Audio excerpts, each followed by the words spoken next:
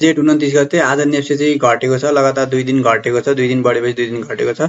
आज यो भिडियोमा चाहिँ तपाईको चर्चा गर्नेछौँ आजको नेप्से टेक्निकल अवस्था, यसको हट एन्ड ट्रेन्डिङ स्टक्स र शेयर बजारलाई असर गर्ने पोजिटिभ र नेगेटिभ न्युजहरूको बारेमा चर्चा गर्नेछौँ। सुरु गरौँ भिडियोमा अगाडि।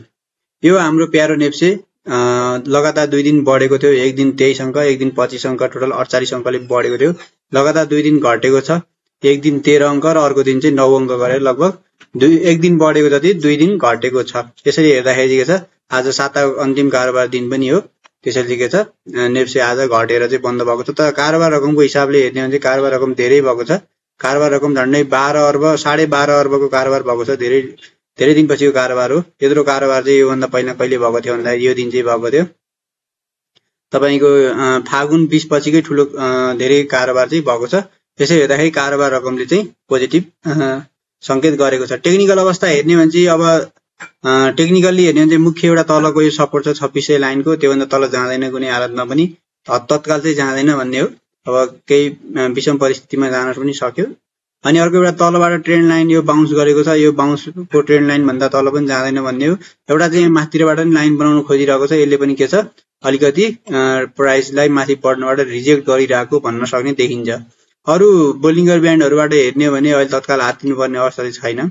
एमएसिडीबाट बुलिश नै देखिन्छ, तर सानो छ आज।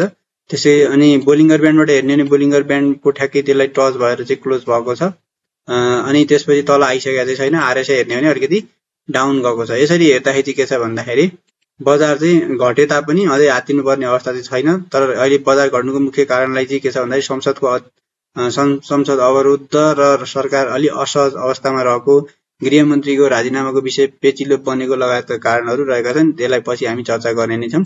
आजको बजार घटे तापनि यसको आजका हट एन्ड ट्रेन्डिङ स्टकहरूको बारेमा कुरा गर्दाखेरि चाहिँ एउटा प्योर एनर्जी कोले चाहिँ पोजिटिभ सर्किट हान्यो। यो पोजिटिभ सर्किट हान्यो लगातार यो 1 2 3 4 5 6 7 8 9 10 10औं दिन पोजिटिभ सर्किट हानेको छ। त्यसैगरी चन्द्रगिरी हिल्स अनि आरएसपीएल, टीपीसी, एनएफएस यिनीहरू चाहिँ अलिक बढी बढ्न सफल भए। त्यसै गरेर लुजरहरुमा कुरा गर्दाखेरि चाहिँ यो चाहिँ जीएलबीएसएल चाहिँ के छ धेरै घट्न पुग्यो, आरएफपीएल पनि धेरै घट्न पुग्यो। अनि धेरै कारोबारको हिसाबले कुरा गर्दाखेरि चाहिँ एनजीपीएल कै 1 अर्ब भन्दा बढीको कारोबार भयो। एनजीपीएल अब यो धेरै कारोबार भएको छ, 1 अर्बको कारोबार त यसै लगेको छ आज। अनि त्यसै गरेर एसएचपीसी को 75 करोडको, राति 54 करोड, यूपीसीएल 48 करोड, यूपीसीएल को नि 48 करोडको कारोबार भयो। बीपीसीएल को नि 46 करोडको कारोबार भयो। बीपीसीएल पनि रफ्तारमा बढेको थियो। अनि त्यसपछि गएर एनआरएन, एकेपीएल को पनि 36 करोडको कारोबार भयो। एकेपीएल चाहिँ अलिकति यो सपोर्टमा आएर चाहिँ बसेको छ, यहाँबाट बाउन्स ब्याक गर्न सक्छ। अनि यही रहे टप ट्रेन्डिङ स्टकहरुको कुरा। अनि अरु कुरा गर्दाखेरि चाहिँ तपाईको पोजिटिभ र नेगेटिभ न्युजको कुरा गर्दाखेरि चाहिँ नेगेटिभ चाहिँ खासै केही छैन। एउटा मात्रै विषय छ नेगेटिभ, त्यो विषय भनेको संसद अवरुद्ध। अझै पनि संसद सुचारु हुन सकेको छैन। संसद सुचारु भयो भने बजेट पारित हुन्न, सरकार असहज अवस्थामा हुन्छ। त्यसैले के छ सरकारमा धेरै दबाव हुन्छ र सरकार नै अस्थिरतातर्फ जान सक्ने सम्भावना पनि भएको हुँदा एउटा त्यो चाहिँ नेगेटिभ न्युज छ।